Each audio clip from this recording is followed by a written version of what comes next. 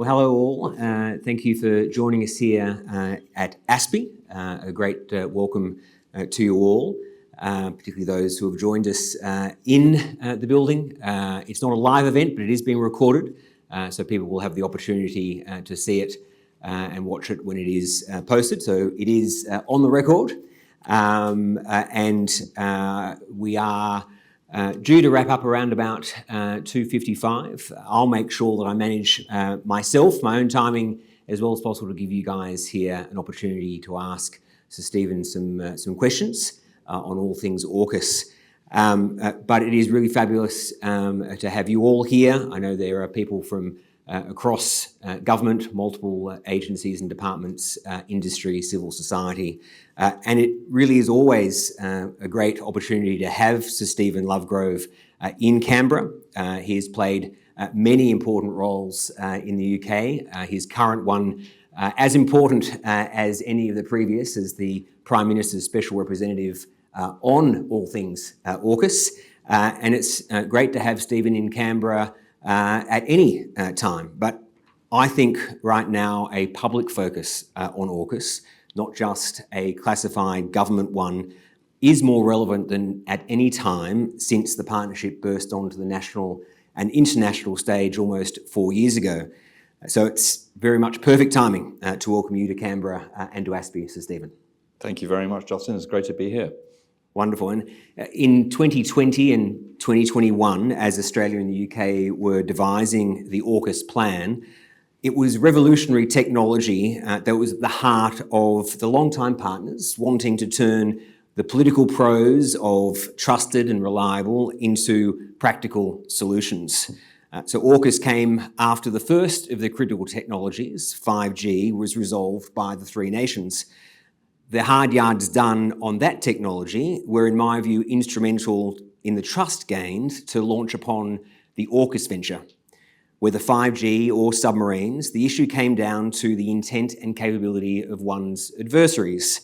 In this case, for the three partners, while several nations posed an immediate threat and held malign intent, whether it be Russia or North Korea, it was China which posed a capability threat that could undermine the national security of the nations to such an extent that it was existential. So control of technologies that underpin and will always underpin our societies had become the unprecedented risk. And unprecedented is often an overused term, but the US and its allies, like Australia and the UK, had not depended on Soviet technology throughout the Cold War. How had it become the case that we were dependent on and vulnerable to Chinese technology across so much of our critical infrastructure? Which is why AUKUS, of course, didn't just limit itself to Pillar 1's submarines, but also to those advanced capabilities crucial to our way of life.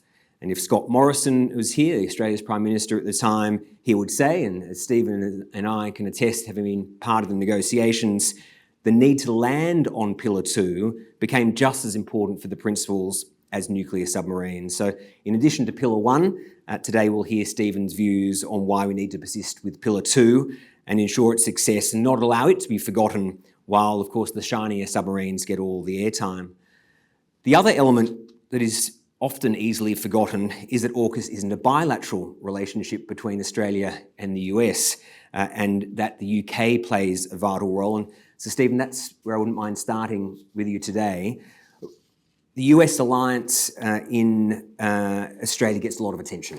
Always has, whether it be about joint facilities, basing of troops, what Australia would do in the event of a Taiwan crisis. But recently, that interest and the attention has gone up a notch. The issue of tariffs, demand for increased defence spending, when our Prime Minister will meet with President Trump, and of course, the Pentagon's current review into AUKUS itself. So it often seems that in the public debate at least, AUKUS can be viewed as a bilateral and not a three-way partnership. Could you tell us more about the UK's role with AUKUS, why the UK felt it important to be involved in AUKUS, what's in it for the UK, and what the UK brings for the other two partners in the relationship? With pleasure. I mean, first off, we have been clear for a very long time that the security of the Indo-Pacific and all of the activity around here is absolutely indivisible from the security of the Euro-Atlantic area, which is obviously our home turf. So, recently the Secretary of State for Defence has been talking about AUKUS it's all about NATO first, but it's not NATO only. And there are a host of different things which attest to that. I don't need to go through them all, but clearly the melting of the ice in the Arctic is part of that. Clearly the ubiquity of modern technology and communications is part of that. Clearly different types of alliances between people who don't always wish us well. I mean, most notably Russia, Iran, North Korea, and occasionally China. These are all developing issues which make it clear that the world that we're in is shrinking, and there is nothing but good for the UK to see the US and Australia secure the safety of this bit of the world. So that's one part of it. Secondly, obviously, I think it's worth reiterating, I mean, Australia and America are two absolutely of our closest allies. We fought in world wars. It's a very easy relationship to have. I'm not pretending there aren't rubbing points every now and again, mainly to do with sport, obviously, but we're very close. For the UK specifically, there were a whole host of different reasons why AUKUS felt like the right thing to do. Just to think about Pillar 1 and the submarines for a second, we have, as has been widely reported both in the UK and the US, to a certain extent, and understandably, not maintained our submarine industrial base as aggressively as we probably should have done after the end of the Cold War. The peace dividend has been sort of kind of redirected into other places, and that has left us with a submarine industrial base both here and, as I say, in the States, which is more fragile than we would like it to be. And the idea that we would be in a position to benefit from a more resilient supply chain, a second production base in Adelaide to go along with the one in up in Barrow in the UK, producing the same kind of the same basic capabilities and cooperate on the training of the people who are capable of using these incredibly powerful platforms. They are easily the most powerful strategic platform outside a nuclear submarine bomber, is something that we were all very, very keen on. We want to see more allied SSNs floating around the world and keeping us safe. So there is nothing about it which we didn't like. I mean, there are various other small but very important aspects of this. One of them is actually that it would further enable us to make bigger investments in our submarine industrial base, which would mean in due course that we could increase the size of our SSN fleet, which in due course could potentially mean that the Americans could surge some of their SSN fleet into areas where they felt a more pressing need, and there would be more ability to backfill where if other assets needed to sort of kind of move around the world. The other thing I think I would just say is that without going into classified detail, which I definitely should not go into, you can if you like. Is that the decision by the three nations to make this absolutely momentous collaboration, and I said before, and I say it again, it is the most important and most significant capability collaboration anywhere in the world by any partners since 1958, when the Americans agreed to reveal the secrets of nuclear propulsion to the UK. The decision to do that has given sufficient confidence in all three partners to develop the SSN AUKUS boat into something which is very considerably more capable than the boat that we were proposing to build after the Astute class had come to an end. So not only are we going to be in a position where we hopefully have more of our attack boats being driven around the world, keeping us safe, but they will be better boats. And all of this is good for the UK, good for Europe, good for NATO, and as I say, given the nature of the world at the moment, it is good basically for global security. So Stephen, that all sounds very good, as you say. The most important collaboration since 1958, the collective benefit has significant advantages for the three nations individually. And as you say, when the world is on fire the way it is, and with all the threats, having more of this capability and a better capability is good for all of us. So it seems when you talk like that, that the benefits for us all are clear. But do you think that we have, though, a communications issue in some respect? Is there a social license problem at the moment with AUKUS?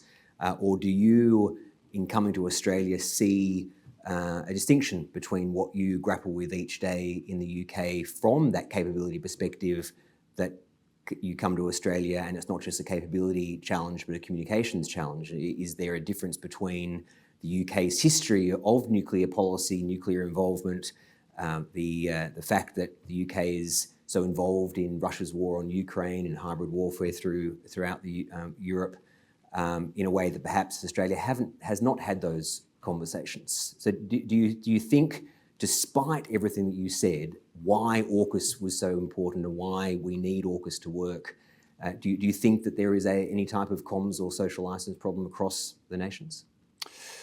So look, I think that's a really interesting question, and I think it's I think a bit disingenuous to say that the nature of the answer to it is the same in each of the three countries. I mean, the one obviously I know best is the UK. There is no question about support for AUKUS in the UK. The reason that the current Prime Minister, who was obviously not the Prime, I mean, he's gone on record as saying that he has a very, very dusty opinion of Boris Johnson, let's put it like that. That was a deal that Boris Johnson signed. Our current Prime Minister asked me to do the review and to do this role because he is 100% behind AUKUS. There is no, very, very small anyway, there is no public criticism or opposition to the AUKUS deal in the UK at all. That actually that gives me a slight pause, actually, because I think it's not talked about enough. It's sort of kind of slightly taken for granted. We're a nuclear nation. We've got nuclear weapons. We've got nuclear submarines. We've got nuclear power in our civilian. So we don't really, what's not to like? Fine, move on and carry on. Great. It's a bit. I think that tends to underplay the significance of what we're doing here, and one of the things I'm going to be hoping to do, maybe ASPI can play a role in this, I'd be delighted if they did, is to raise the nature of the public conversation in the UK so that just people are thinking about it a bit more. It is clearly a slightly different thing in Australia. You don't have a nuclear history in the same way. You don't have civil nuclear power stations. You're not a nuclear armed nation, and you haven't historically been engaged in nuclear-powered submarines. And these are expensive things to buy. I mean, actually, advanced diesel-electric submarines are not exactly cheap either. But there is clearly a question of political and ultimately public acceptance of this very significant initiative. From what I have seen, and I am aware, obviously, that there are voices in the Australian polity which say, you know, this is too expensive, or this gives us a capability gap, or whatever it happens to be, or we shouldn't be doing it at all. From what I can see, although those voices are maybe elevated in volume, by and large, the appreciation of the perilous world that we live in, the range of different threats that we are all facing, has given AUKUS a salience and a public acceptance that we need to build. And I don't want to be remotely complacent about that. I think that we need to, those of us who are right behind AUKUS, need to continue to make the case on a variety of different dimensions as to why this is a vital initiative for Australia in the first place, and you know the other two partners as well. And I think we do need to continue to do that. America actually has its own sort of kind of questions that it probably needs to answer. But I don't feel that the tide of opinion in Australia, having been here on a number of occasions since we announced it, I don't feel the tide is going out. I think the tide is sort of kind of coming in on this, albeit that it is a different type of picture to the one that we have in the UK. Yeah, I agree. I tend to think there's a difference between the loud voices and necessarily where they're the majority voice. I do think it's a loud minority. The question is how influential they can be. And by the way, debate is fine. Yeah. I mean, these are big commitments. I mean, this is about Australia's stance with respect to global security, which is, I mean, if you're not going to be talking about that, you've got to, you should be. Yeah. Well said. You said that your current Prime Minister has a rather dusty view of his predecessor, or the predecessor who announced AUKUS. Luckily, Australia and the US we're not in that boat. Of course, we are.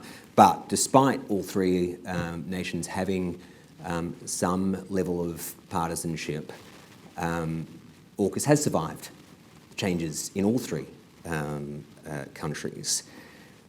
You recently led a review for the UK government into AUKUS. I think your involvement automatically gave Australia and the US a level of confidence that while you'll be looking at the nitty-gritty and what might need to improve, that the actual need for the partnership wasn't going to come into question.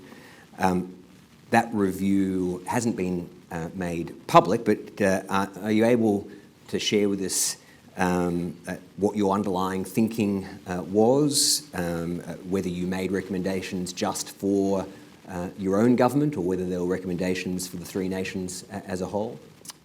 Yes, I'm very happy to give you some observations on that. I mean, I should say that obviously there was a highly classified version of it for the British government. There was a slightly less highly classified version for the Australian governments and the US governments. I think it's probably likely that there won't be a public version of it now, not least because sort of kind of time has moved on. The first thing that I thought it was worth doing in the review was to reiterate the strategic rationale for AUKUS. Not that I felt that the Prime Minister particularly needed it, but I think it's worth rehearsing those arguments in the way that I've sort of described earlier on.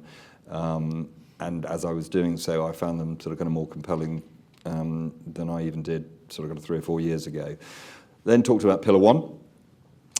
Pillar 1 has a good set of basic plans and aspirations, which are basically set out in the optimal pathway, which everybody knows about. The question with the optimal pathway is the timely execution of it.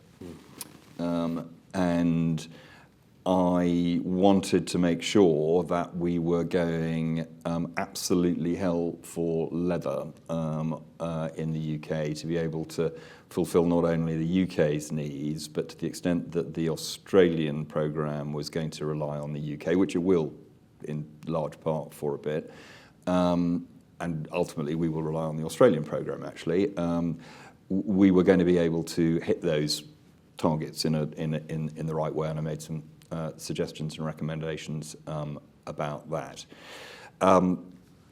Pillar 2, I also made some recommendations about, and I think it would be fair to say that you could sum those up by saying that we needed to focus on a fewer number of potential projects and really get behind them. And I have a suspicion that you'll probably ask me about that in a minute or two, so I'll stop there for a second.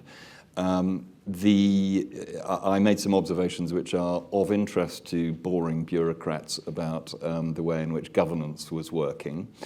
I felt that there were some clunky things at the level of the three governments making timely decisions, and we don't have all the time in the world. You know, boats are difficult to build, they take a long time to build. We don't need to build in any more sort of kind of extraneous delay into that through any reason, not least of which is governance. And in particular in the UK, I wanted to make sure that everybody had got in their mind that this is a matter of strategic national importance, which is a responsibility of the Prime Minister, not just of the Defence Department. And I'm pleased to say that immediately after the report was what was submitted, the Prime Minister wrote out to his cabinet colleagues in order to make it clear that he agreed with that and that this was a whole of government, indeed whole of society sort of kind of effort. And there are a variety of different things associated with that, which I could talk about. And then the last part was really something that we talked about in your second question, I think, which was stratcoms. You know, we need to continue to be part. AUKUS needs to be a part of the public discussion in order to maintain properly its legitimacy and why we are doing this.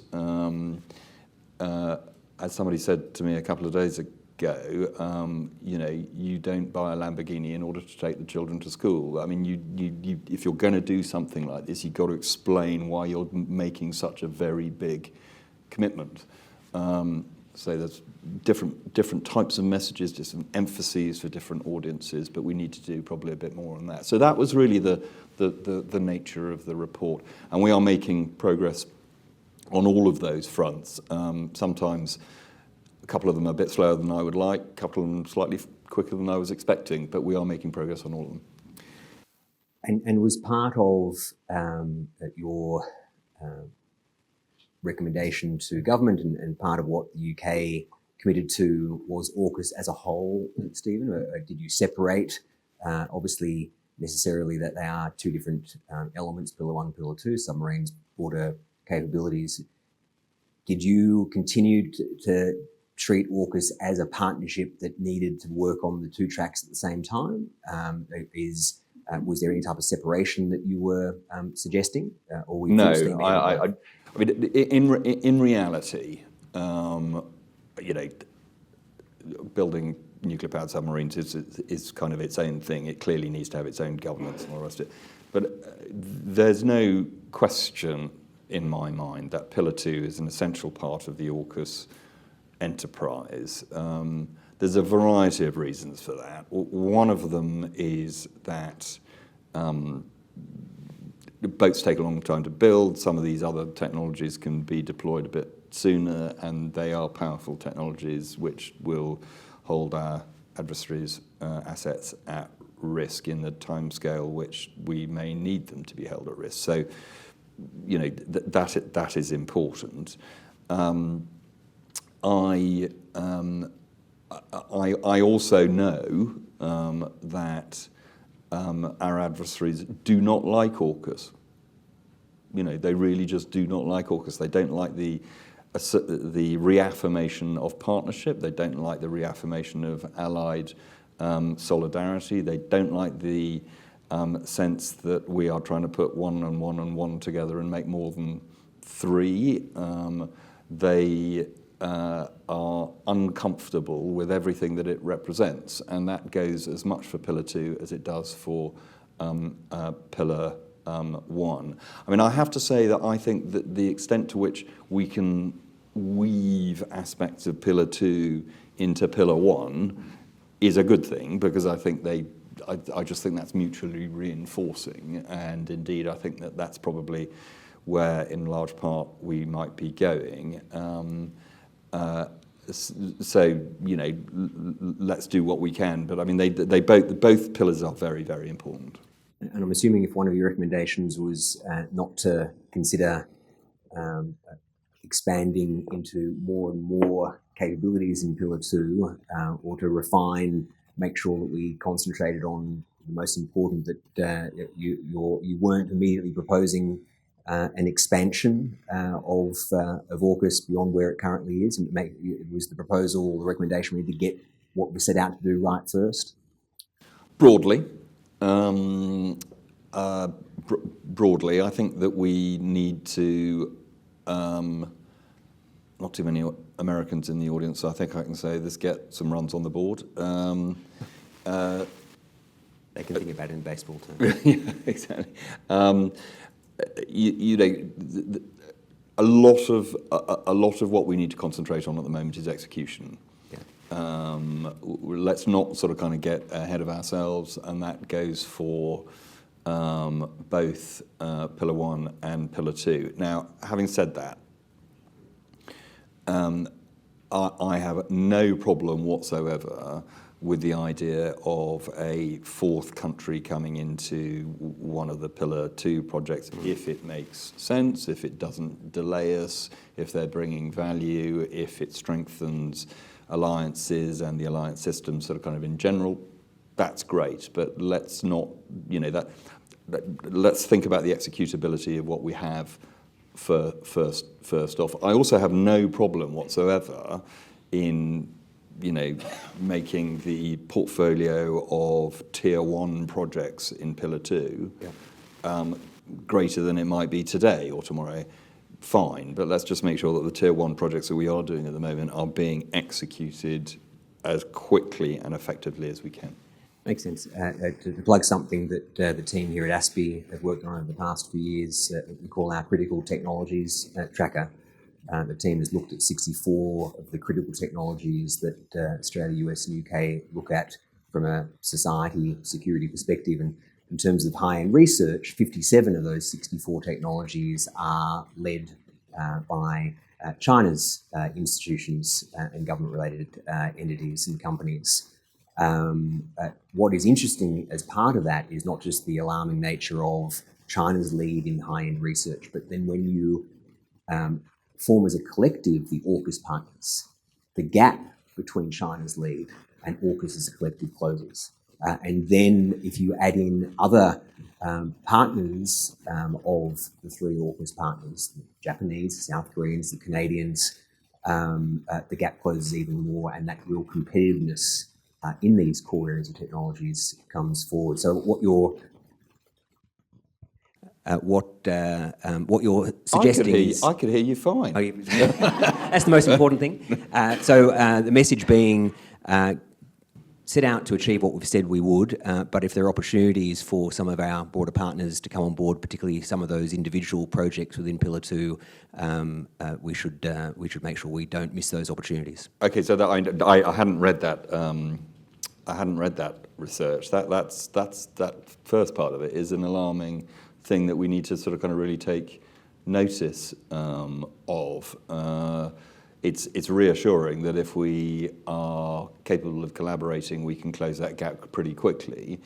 But these things don't happen by accident, so it sort of requires real effort to make sure that we can, as I say, make 1 + 1 + 1 = 5. Might ask you just one more question, an obvious question, before asking if there's any comments or questions from the audience here.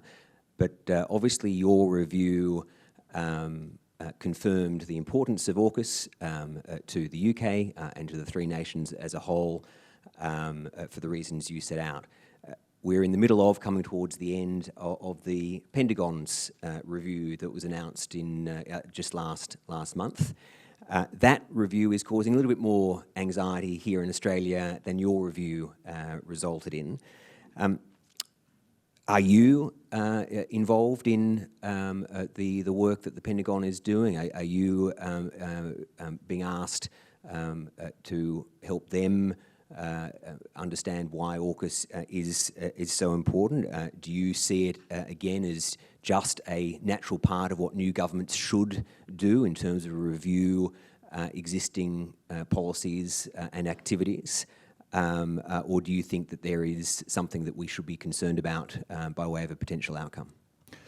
Well, you may know more about the progress of the review than I do. I wasn't aware that we were coming to the end of that review period. I don't think we are. I only based it on, I thought it was a 30-day Yeah, I don't think that is quite true, actually.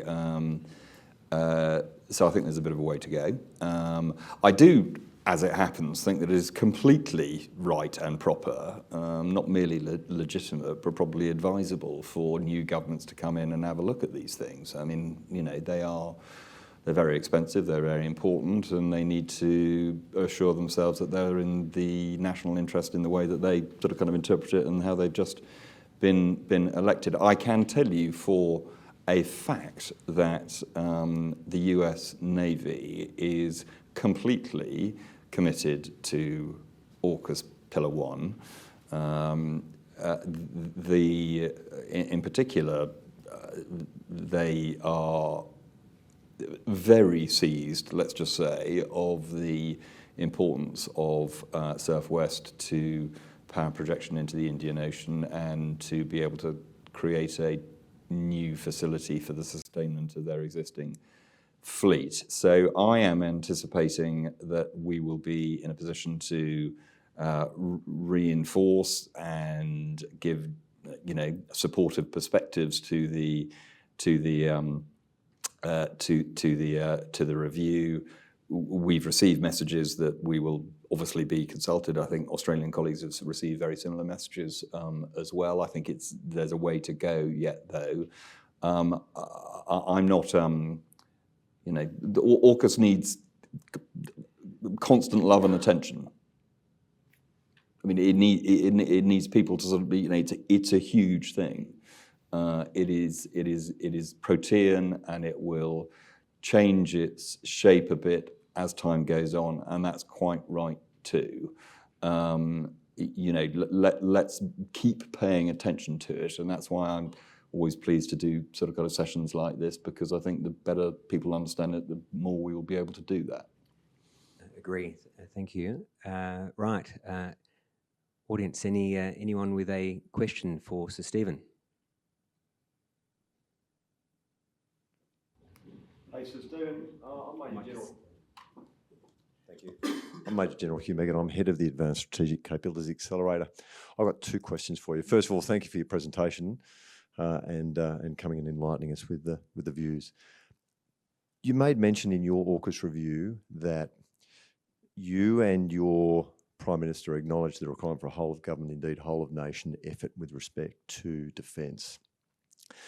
Interested in your opinion as to whether or not the UK society is on board, acknowledged and embraced that writ large. And the second piece I've got, if I may, is when you spoke about AUKUS Pillar 2 and getting runs on the board, is there anything that you can see that is precluding the three nations from doing that more quickly than they are? The first one is a really interesting question, and I don't have any actually empirical evidence to quote at you at the moment, although I should go back and have a look, because I have no doubt that people have started looking at public opinion on this particular matter. I can tell you, I think with a pretty high degree of confidence, that the British public is widely aware of the fact that the world's security situation has taken a significant turn for the worse in the last half a dozen years or so, and that we are going to have to spend more money on defence and security as a proportion of the national wealth. And the current Prime Minister and his government and the opposition are all completely clear that the percentage of GDP that we're going to be spending on that kind of stuff is going to be going up. And I have not seen a single piece of commentary which denies the truth of that. As I say, I wish I had. I mean, as I say, I'm going to go back and sort of kind of double check it, but I don't think, in very large part, that is a contested statement in the UK. I think the complexity in the UK comes because the fiscal position is very, very tight. And there are trade-offs, as we all know, and if you are running at, debt to GDP where we sort of kind of are running, there are going to have to be sacrifices made in order to be able to get to the level that people think about. I mean, as it happens in Australia, you have a rather more comfortable fiscal position, and that's an interesting question. At some point, I might sort of ask Justin about sort of kind of later on. But the basic appreciation of the fact that this is a dangerous world and we need to protect ourselves with allies, I don't think there's a great real problem with that. In terms of Pillar 2, is there anything which is sort of getting in the way? We should, by now, I think, have locked down in an explicit way a few significant areas where we are definitely collaborating and trying to make headway. And I think we are candidly, I think we're a little bit behind in that. Why is that? I think that probably goes to possibly a degree of sort of kind of political turbulence. All of us have been through a sort of electoral cycle, and that's not necessarily the easiest thing to sort of kind of deal with.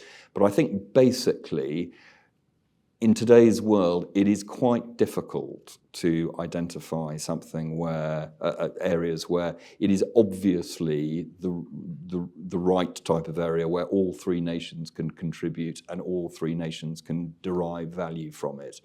And I think the process of prioritization has probably been less rigorous, perhaps, than it should have been.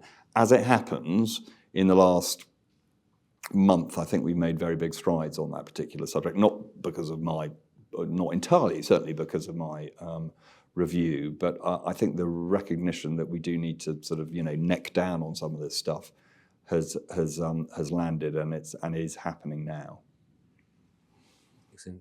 Good questions. I think you had two questions that I might ask if two people want to ask, to give Stephen a chance to think about the two at once. Jen? If I can, I'm not sure I'm up to that. I'll take some notes. Jen? Thanks very much for that. Jen Parker from the Expo Associate at the National Security College. You may not be able to answer this question, but one of the key challenges for AUKUS Pillar 1 is clearly the timeframes and what may happen in that timeframe. Also, of course, whether elements of the key phases may change, and that's a key debate in Australia at the moment. What is the capacity for the UK to accelerate SSN AUKUS? Because clearly Australia is dependent on what is primarily a UK design, although I understand we're working together, and for the UK to build the first couple of boats. I understand you might not be able to address it, but I think it's one of the key conversations in Australia right now. No, it's a fair question. The optimal pathway was designed because if Australia was to rely entirely on the British designed and co-British Australian built boats, you would be left with a gap. And the Virginias are obviously designed to fill that gap in large part. There is, I think, some limited capacity to accelerate the UK programme.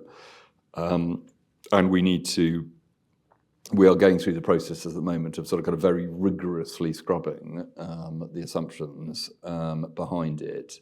And I think it would be premature of me to say that what the outcome of that is going to be, because I don't know. I suspect that we should, however, be sort of kind of holding ourselves to realistic timetables, given how complicated these machines are to design and build. So what I would really like to do, I suppose, is to say, if the envelope of delivery of the first Australian boat is that, let's try and do absolutely everything we possibly can to make sure it's at that end of it rather than that end of it. But these things are not set in stone, 15 years ahead of time. Iteration of them takes place, and I think I can give you a commitment where we'll keep trying to do that. I take that as a yes, Jen. Any other questions? Pete. Hello, I'm Professor Peter Dean from the United States Studies Centre, and I just wanted to go back to Pillar 2, if I may.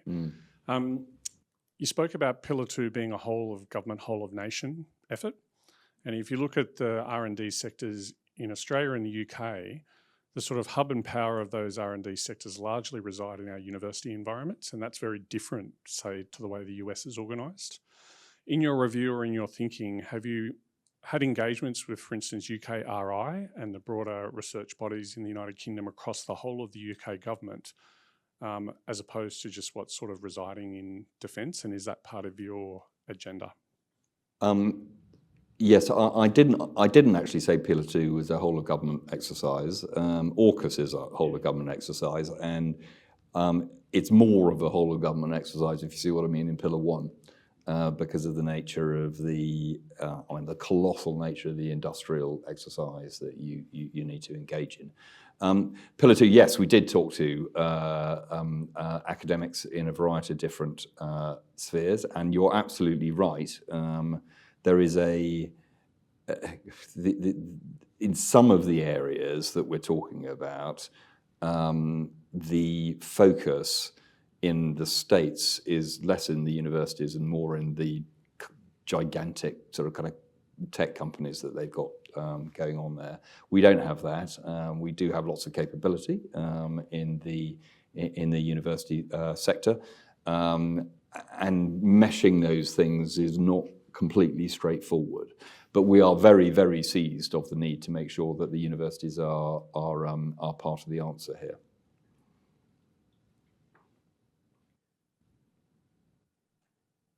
Courtney.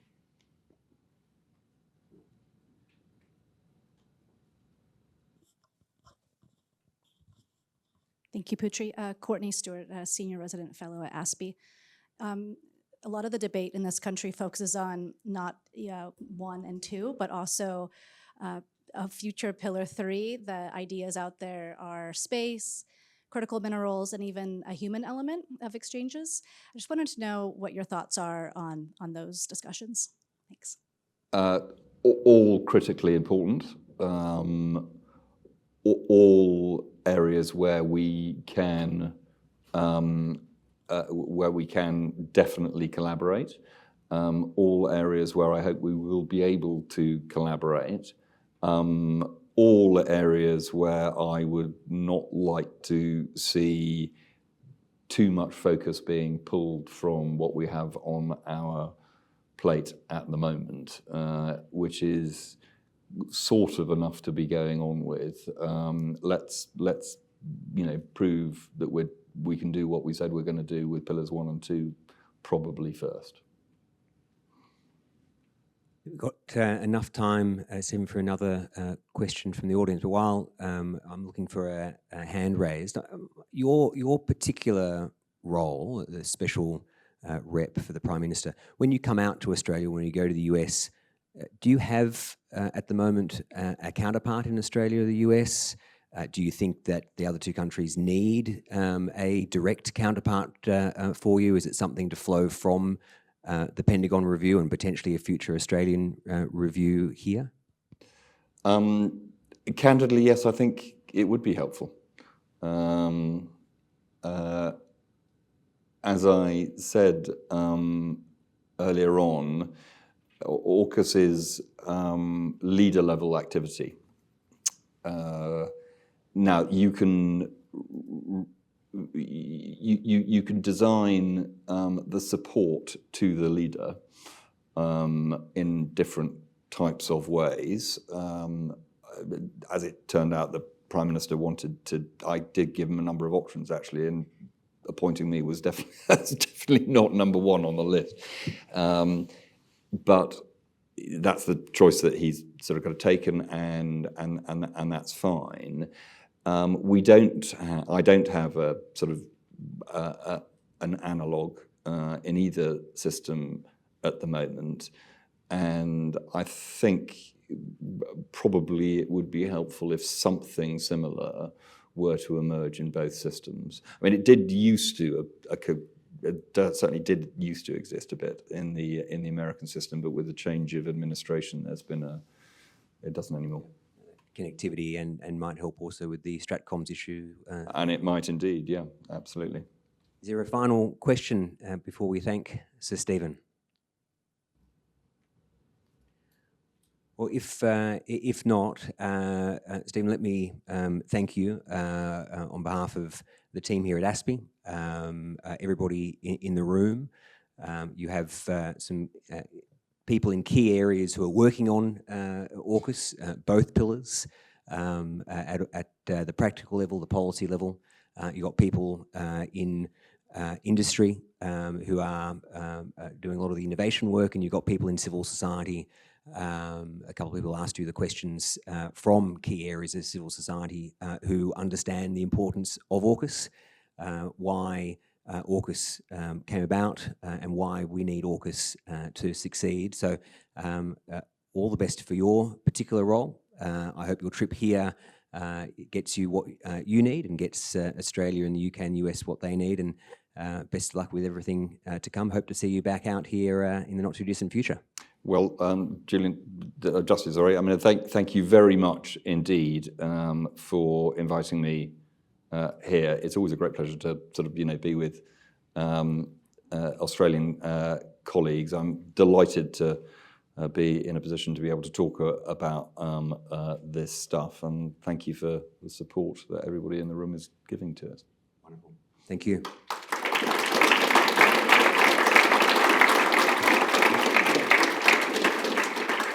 Sorry about that. I don't know why I call you Julian. As long as it's not Julian Assange.